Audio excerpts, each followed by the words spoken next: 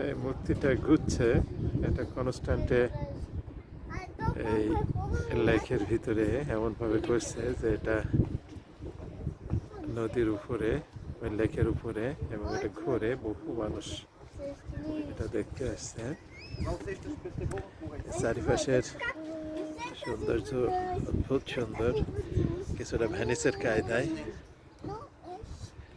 Weather ভালো না বিধায় খুব সুন্দর দেখা যাচ্ছে না ভালো।